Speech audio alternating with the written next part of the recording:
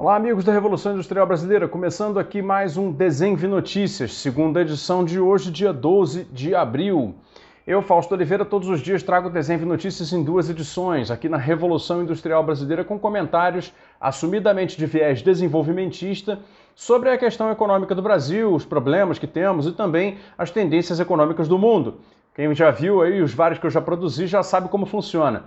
Antes de começar o comentário de hoje do Desenve Notícias segunda edição, eu quero lembrar para vocês que neste dia 12 estreou o Clube da RIB, o Clube de Membros da Revolução Industrial Brasileira.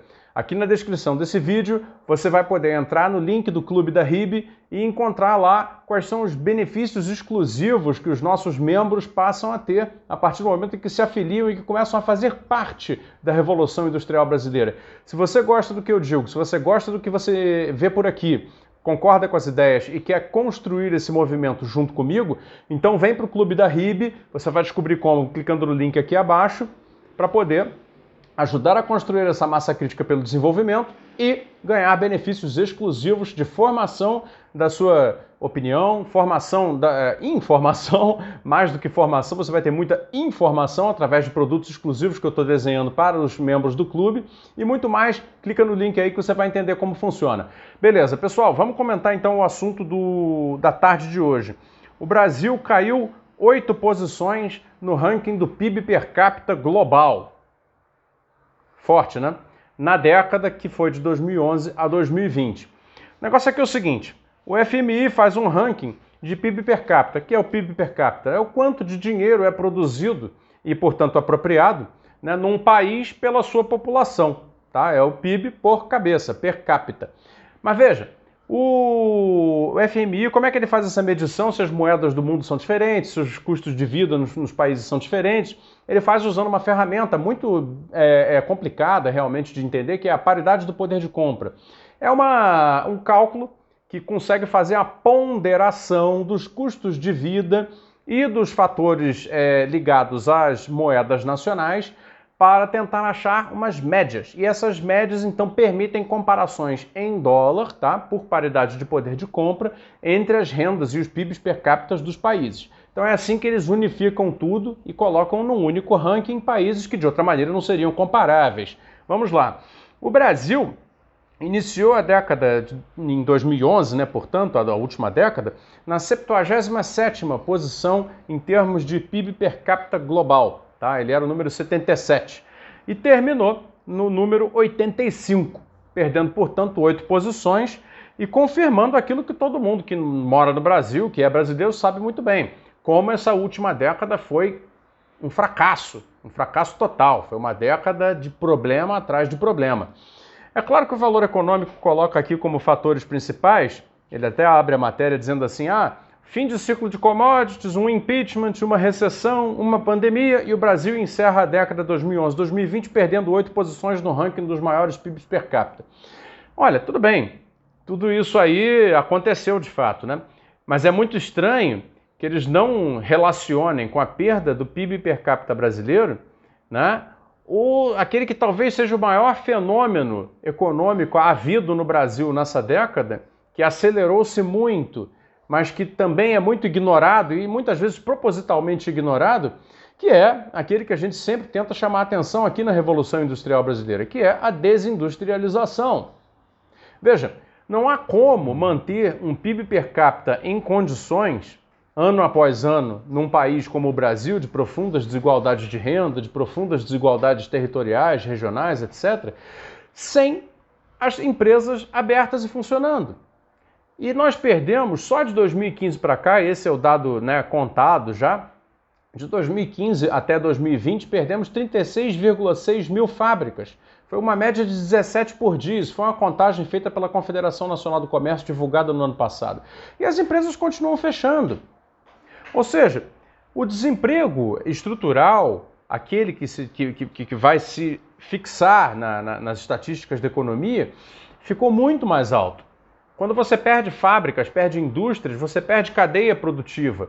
Não se trata apenas de uma loja que fecha no seu bairro, mas que pode virar uma outra loja em outro bairro, ou pode virar uma outra loja diferente no mesmo bairro. Não. Quando a perda é industrial, a perda é de cadeias produtivas inteiras. E quanto maior e mais complexa a empresa fabril fechada, maior é a perda de cadeia e maior é a perda de empregos ao longo dessas cadeias.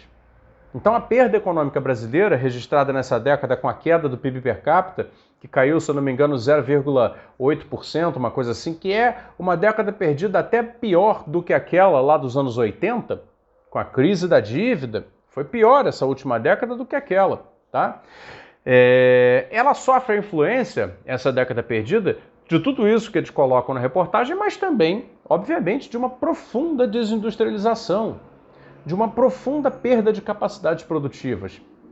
E, evidentemente, não tivesse havido essa desindustrialização tão acelerada, boa parte desses outros fatores poderiam ter sido mitigados através de quê?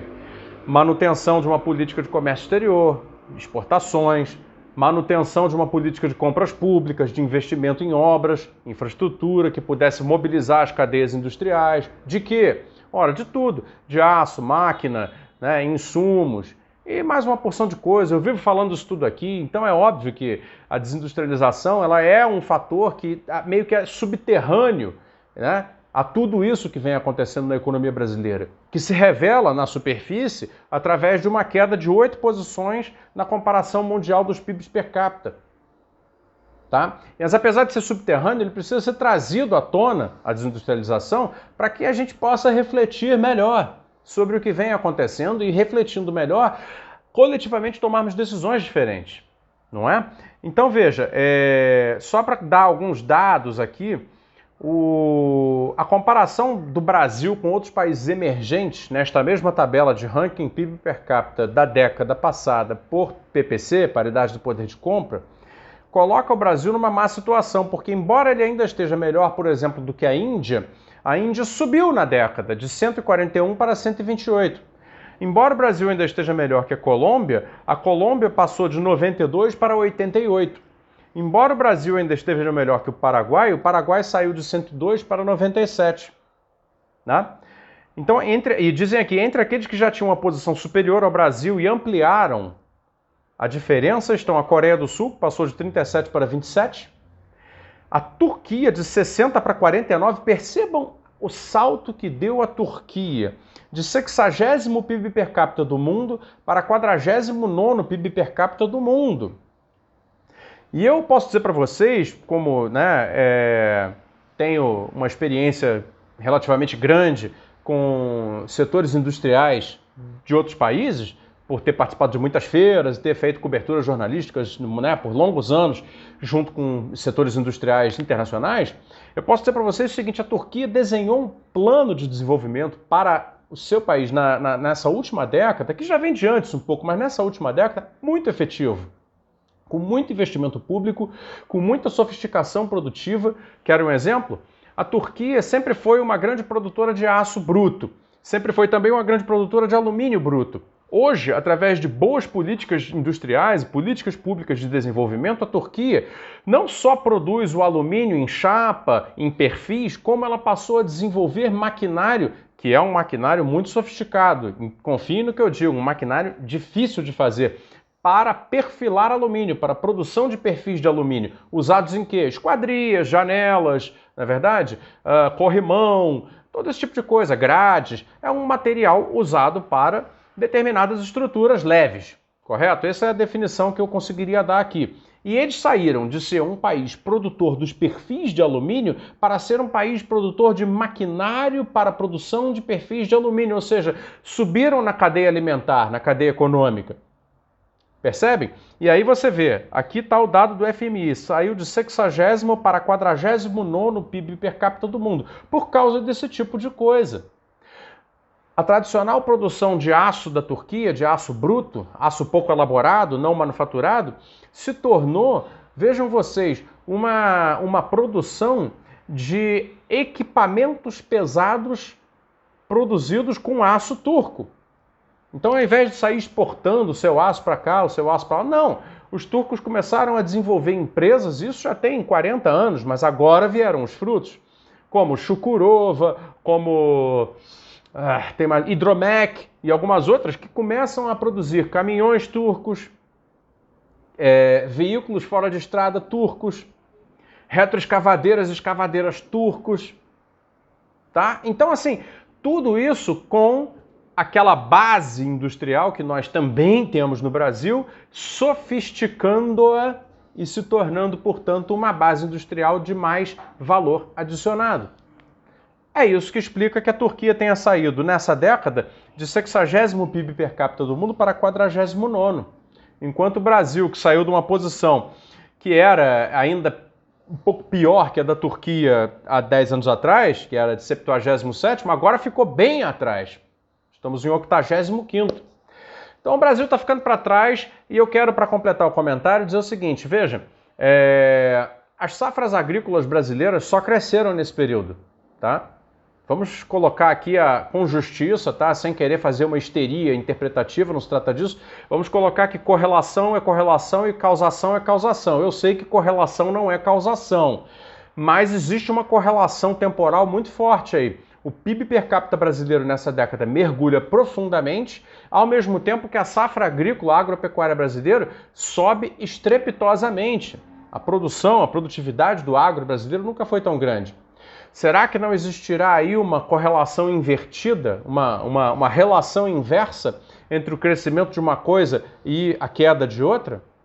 É uma questão que eu deixo para vocês pensarem, mas já digo para vocês que a minha opinião é de que sim, existe, claro.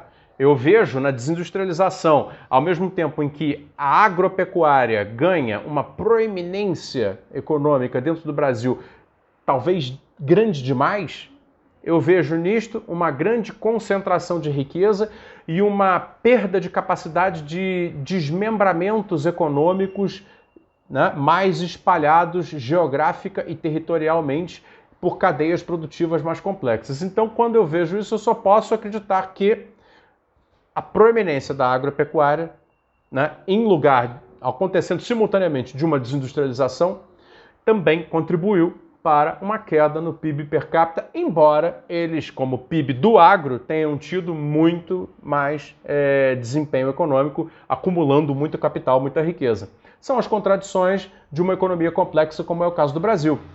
A gente tem que aprender a interpretar esse tipo de coisa. Então é isso. PIB per capita do Brasil caiu muito. Está aqui fechando então o Desenho de Notícias, segunda edição de hoje, segunda-feira, 12 de abril.